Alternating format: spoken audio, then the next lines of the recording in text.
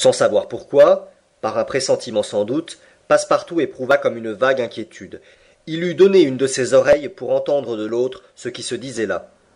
Cependant, il put saisir quelques mots, ceux-ci entre autres, prononcés par son maître.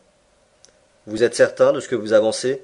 « Certain, monsieur, répondit le mécanicien. N'oubliez pas que depuis notre départ, nous chauffons avec tous nos fourneaux allumés, et si nous avions assez de charbon pour aller à petite vapeur de New York à Bordeaux, nous n'en avons pas assez pour aller à toute vapeur de New York à Liverpool.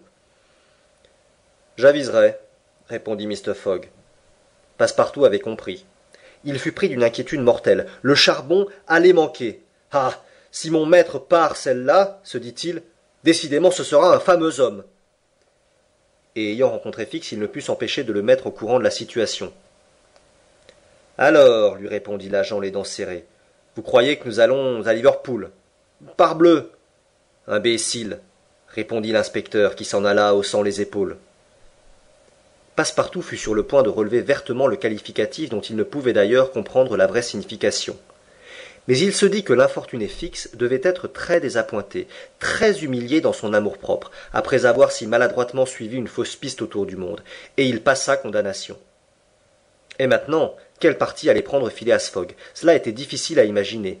Cependant, il paraît que le flegmatique gentleman en prit un, car le soir même il fit venir le mécanicien et lui dit « Poussez les feux, et faites route jusqu'à complet épuisement du combustible. » Quelques instants après, la cheminée de l'Henrietta vomissait des torrents de fumée. Le navire continua donc de marcher à toute vapeur, mais ainsi qu'il l'avait annoncé 2 jours plus tard, le 18, le mécanicien fit savoir que le charbon manquerait dans la journée. « Que l'on ne laisse pas baisser les feux, » répondit Mr. Fogg. « Au contraire, que l'on charge les soupapes. » Ce jour-là, vers midi, après avoir pris hauteur et calculé la position du navire, Phileas Fogg fit venir Passepartout et lui donna l'ordre d'aller chercher le capitaine Speedy. C'était comme si on eût commandé à ce brave garçon d'aller déchaîner un tigre, et il descendit dans la dunette, se disant « Positivement, il sera enragé !»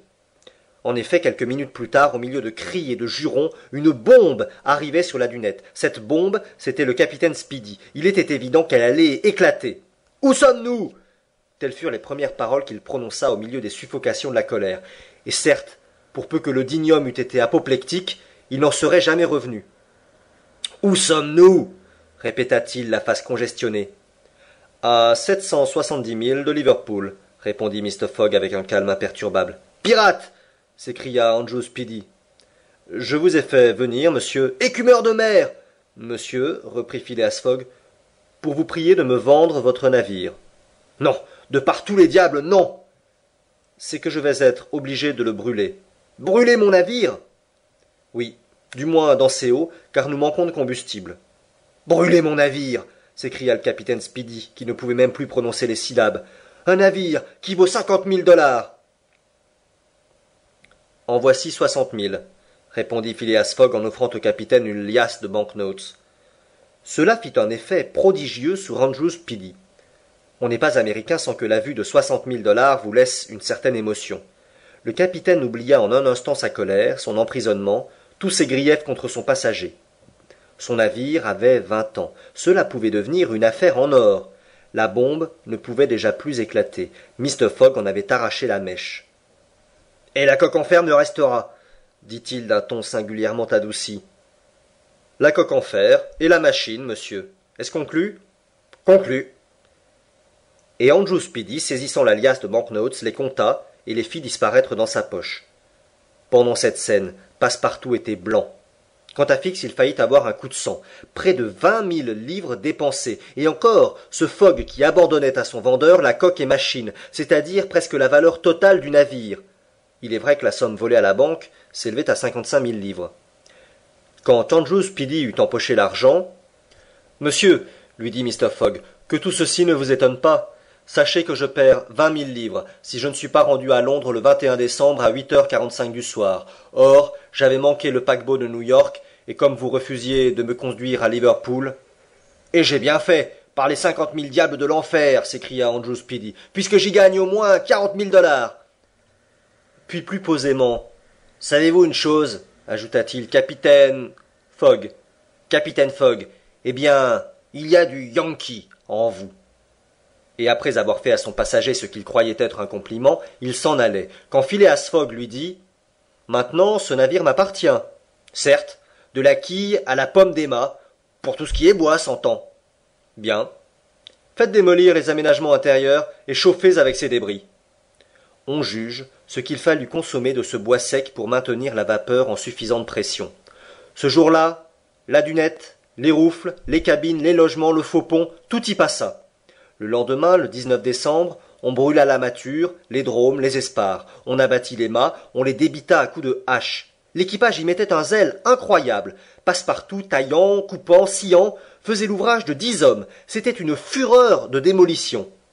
Le lendemain vint, les bastingages, les pavois, les œuvres mortes, la plus grande partie du pont furent dévorés. L'Henrietta n'était plus qu'un bâtiment rasé comme un ponton. Mais ce jour-là, on avait eu connaissance de la côte d'Irlande et du feu de Fastenay.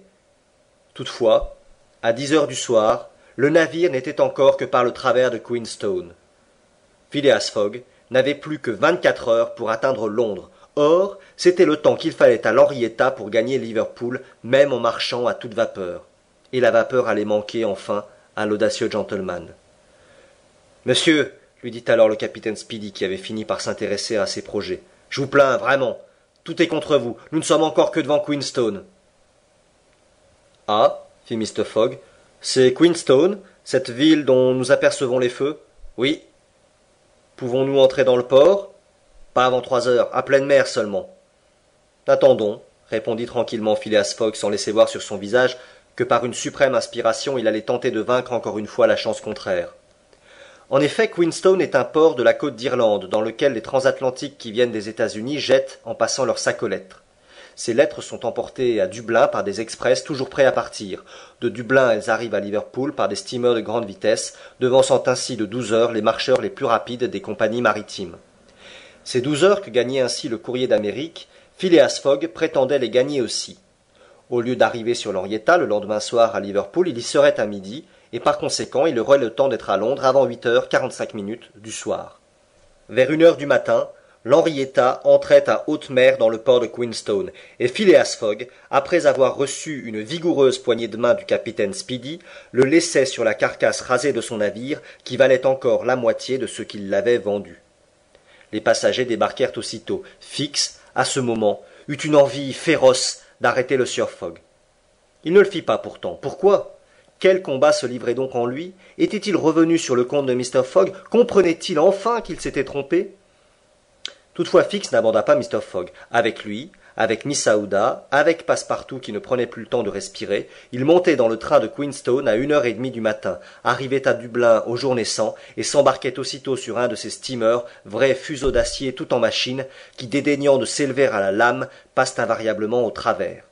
À 12h20, le 21 décembre, Phileas Fogg débarquait enfin sur le quai de Liverpool. Il n'était plus qu'à 6 heures de Londres. Mais à ce moment, Fix s'approcha, lui mit la main sur l'épaule, et exhibant son mandat, « Vous êtes bien le sieur Phileas Fogg, dit-il. »« Oui, monsieur. »« Au nom de la reine, je vous arrête. »